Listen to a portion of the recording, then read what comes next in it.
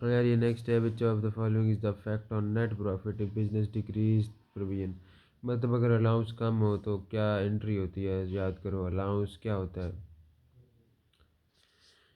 Allowance debit होता है ना, और एक्सपेंस जो है वो क्रेडिट होता है। तो वो कहते हैं कि इसका ना प्रॉफिट पे क्या इफेक्ट पड़ता है। तो देखो अलाउंस का तो प्रॉफिट पे कोई इफेक्ट नहीं पड़ता, एक्सपेंस का तो पड़ता है ना। एक्सपेंस क्रेडिट हो रहा है, जब एक्सपेंस क्रेडिट होता है एक्सपेंस क्या होता है, कम। तो यानी कि प्रॉफिट को बढ़ना चाहिए, it increase is net profit बस। नेचर ऑफ अलाउंस क्या है, वो कॉन्ट्रा एसेट है, ठीक है। Is there a difference in bad and doubtful debts, हाँ बिल्कुल है। नो देयर नहीं, बिल्कुल नहीं। Yes, bad debt account receivables जो कि identified as not being collectible, where is doubtful debt might become bad debt, ठीक है, ये बात बिल्कुल ठीक है। आप देख लेना, यही ठीक है यार। डबल एंट्री क्या है, राइट ऑफ डेट्स की। कोई जब हम बैड डेट होता है उसको राइट ऑफ कैसे करते हैं भला, हम क्या करते हैं, जो एक्सपेंस होता है वो डेबिट और रिसीवेबल क्रेडिट। तो एक्सपेंस डेबिट और अकाउंट रिसीवेबल क्रेडिट। उसके बाद क्वेश्चन नंबर 25 है, और यहाँ से एक नई बात सीखने को मिलेगी। वो ये है कि वो कहते हैं 1 जून को 8 लाख के गुड्स जो हैं वो बेचे गए हैं एक क्रेडिट टर्म के साथ, जो कि है 110n/30, 1/10n/30। क्या मतलब है इसका?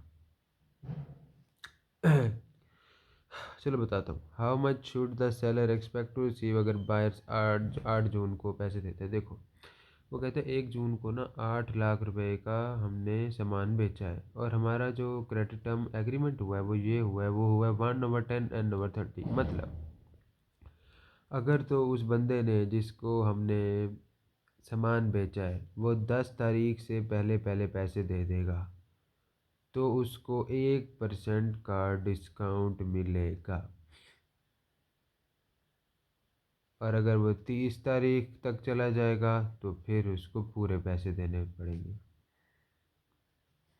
यानी अगर यहाँ लिखा होता 2/5n/30, तो यानी अगर वो आदमी 5 तारीख तक पैसे दे देगा तो उसको 2% डिस्काउंट मिलेगा। नहीं तो महीने का अगर वो पूरा लगा देगा या 5 के बाद देगा तो फिर उसको पूरी अमाउंट देनी पड़ेगी, और वो भी 30 दिनों के अंदर अंदर वो देगा तब उसको पूरी अमाउंट देनी पड़ेगी। अगर ज़्यादा आगे तक चला गया तो जाहिर है फिर अमाउंट ज़्यादा देनी पड़ जाएगी।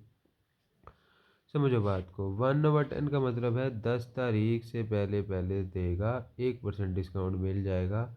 नहीं तो फिर उसको 1 महीने के अंदर देगा और 10 तारीख के बाद देगा तो एन यानी कंप्लीट अमाउंट उसको देनी पड़ेगी, कोई भी उसको नहीं मिलने वाला डिस्काउंट। अब वो कह रहा है 8 लाख को गुड्स बेचे, तो बताओ जो ख़रीदने वाला है वो अब 8 तारीख को पैसे दे रहा है, वो कितने दे। अब हमने कहा था अगर 10 तारीख से पहले देगा तो 1% उसको डिस्काउंट मिलेगा, और जाहिर है 10 से पहले दे रहा है वो तो 8 को पैसे दे रहा है तो 1% डिस्काउंट मिलेगा। चलो 8 लाख का 1% क्या होता है, जाहिर है 8,000 होगा।